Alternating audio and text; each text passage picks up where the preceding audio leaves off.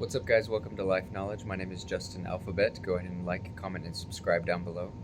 Stay to the end of the video so you get all the information that you need. Today we're going to be talking about how to travel the world for cheap.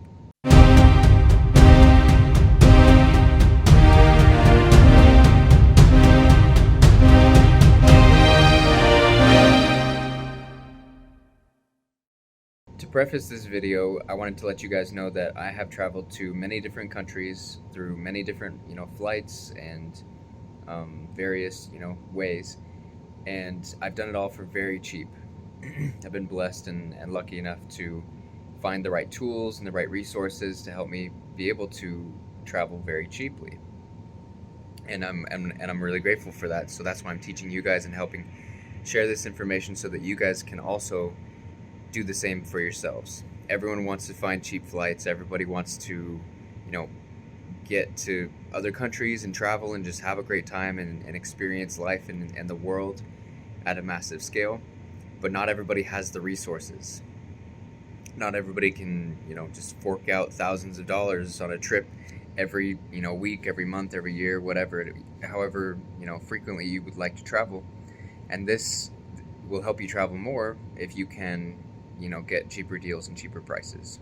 So I'm going to let you guys in on some secrets that I know and have used, and also some that I'm going to use, and some that I have not used, and I recommend as well from other people's advice.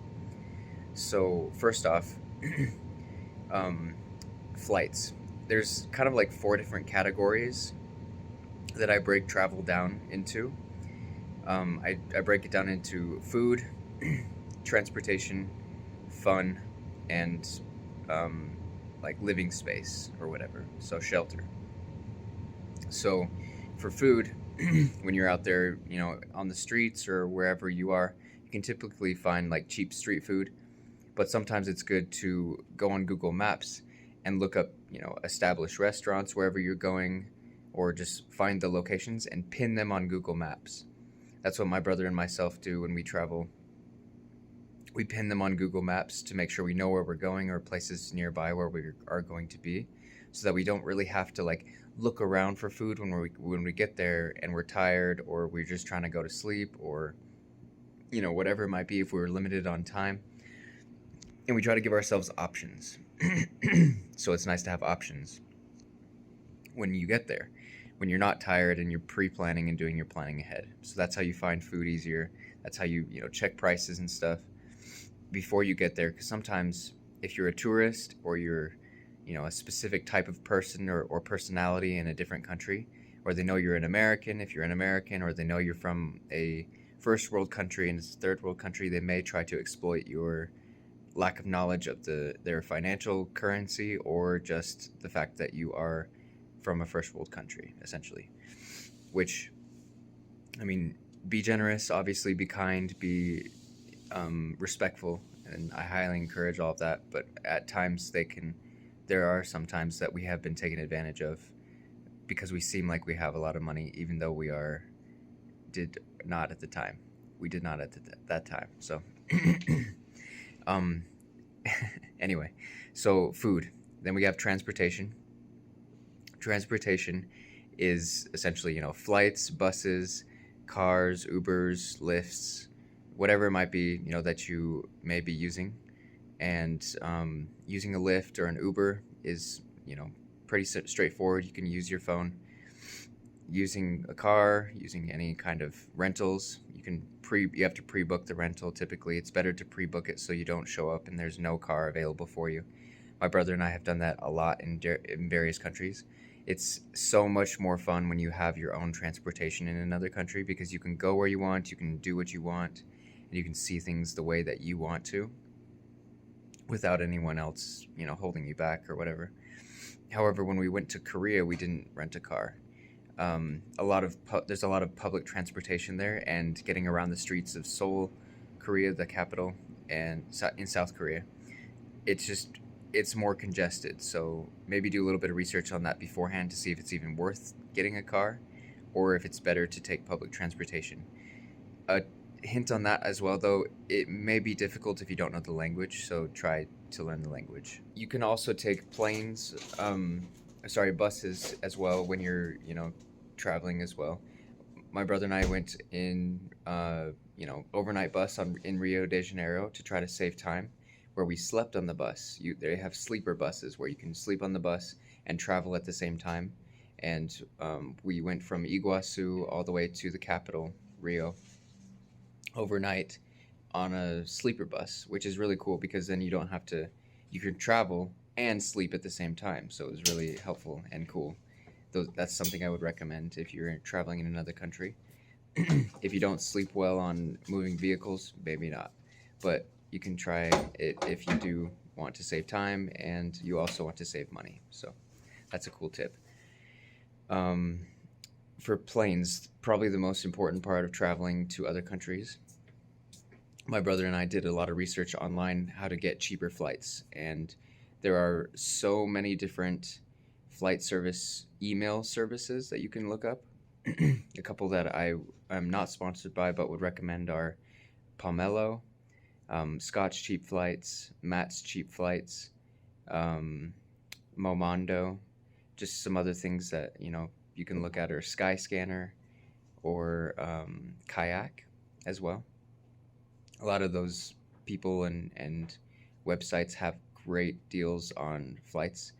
The first three that I listed are email services where they will literally email you specific flight deals.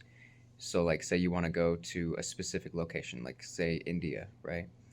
If you want to go to India, you just wait for them to send you a flight to India for the cheapest price and say, India, $500 round trip. And then you book it when you see that email so that you can, save money. Because typically flights to India might be anywhere from $2,000 to $800 normally. But you want to save money, so you book it when it's cheapest, right?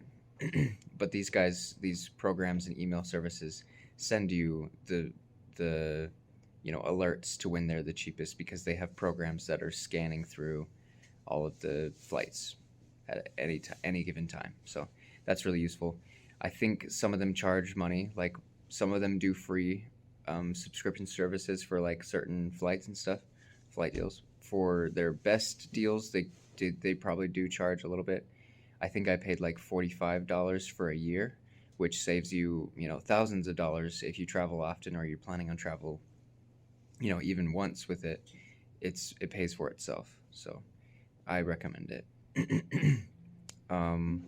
Food, hotels.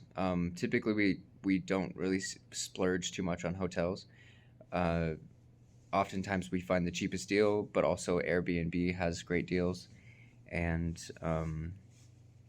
we've done Airbnbs, we've done hotels, we've done hostels, which actually are pretty cool. There are hostels that have shared rooms, and there are hostels that have not shared rooms. And we've often gone to hostels, and there's been no one in them. There's often like nobody there. So in certain countries they're very full, and in some countries they're not. But we've tried like all sorts of different kinds of hostels in different countries, and most of them are empty because no one knows about them and no one uses them. So hopefully you guys can use that to your benefit.